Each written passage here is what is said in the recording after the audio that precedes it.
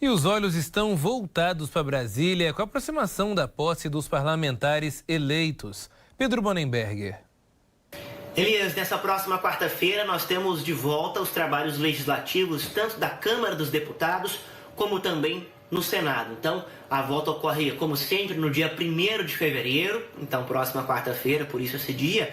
E, ao mesmo tempo, nós temos, nesse mesmo dia, a posse dos deputados e senadores que foram eleitos nas últimas eleições de outubro do ano passado. Então, nós teremos, num primeiro momento, o empossamento dessas pessoas, desses novos parlamentares que acabam chegando à casa. Alguns não tão novos assim, vale destacar, né? Por exemplo, no caso da Câmara dos Deputados, nós temos a eleição de 513 deputados em outubro e desse total, 54%, estamos falando de 294 deputados, foram reeleitos, ou seja, nós tivemos pessoas que retornaram à Câmara, que já estavam eleitas numa última legislatura e que agora continuam exercendo esse mandato. E, ao mesmo tempo, temos novos nomes chegando, né? Como, por exemplo, é o caso do deputado federal Nicolas Ferreira, do PL, que foi o mais votado do país, um nome que é novo na Câmara dos Deputados e deve ser empossado nesta próxima quarta-feira. Já no Senado, lembrando que nós temos 81 senadores ao todo, mas que essa renovação ela acontece de uma forma escalonada, né? Então, nas eleições, a gente vai tendo eleições para alguns nomes ali, sempre aqui no Brasil.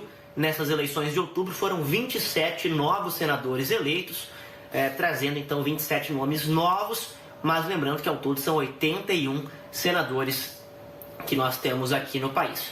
Bom, dentro da agenda, além da posse, que é muito importante, desses novos nomes, da recondução ao mandato para algumas pessoas, nós vamos ter também na próxima quarta, Elias, um momento muito importante que é a votação para a presidência, tanto da Câmara quanto do Senado. A gente vai abordar isso mais para frente na TV Diversa, fazendo uma análise também sobre os nomes que concorrem, sobre quem deve ser eleito, sobre quais as movimentações nos bastidores, mas o que nosso telespectador tem que estar atento é, quarta-feira, primeiro momento, nós temos a posse desses senadores e também dos deputados, e depois teremos essa eleição, essa corrida eleitoral para os cargos de presidência das mesas diretoras, tanto na Câmara quanto no Senado. Além da formação das bancadas, né, que também é uma formação de praxe nesse começo da legislatura, Elias. Bom, temas que tanto senadores quanto os deputados estarão atentos. Além das votações já programadas, temos novidades nesse ano que estão chamando a atenção do cenário político, que podem trazer focos também de atuação, tanto na Câmara quanto no Senado. Entre essas questões, a crise dos Yanomami, do povo Yanomami, melhor dizendo, os indígenas que vêm passando por situações difíceis.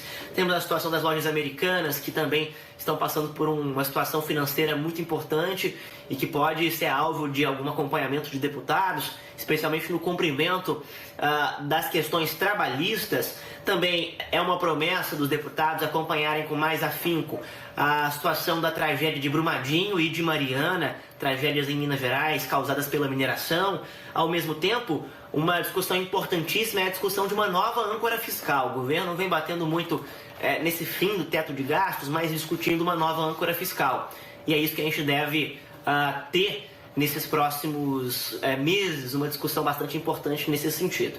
Vale ressaltar que tanto a Câmara quanto o Senado foram alvo de depredação, de vandalismo, de atos terroristas que destruíram grande parte desses locais. Então, nesses últimos dias, né, de janeiro para cá, foi feito um trabalho de restauração, os locais já estão aptos novamente para receberem, nesse primeiro momento, os deputados e senadores. É claro que as reformas vão continuar ao longo do tempo, né, porque o trabalho é bastante longo, mas já há disponibilidade para que eles possam ser empossados, possam trabalhar.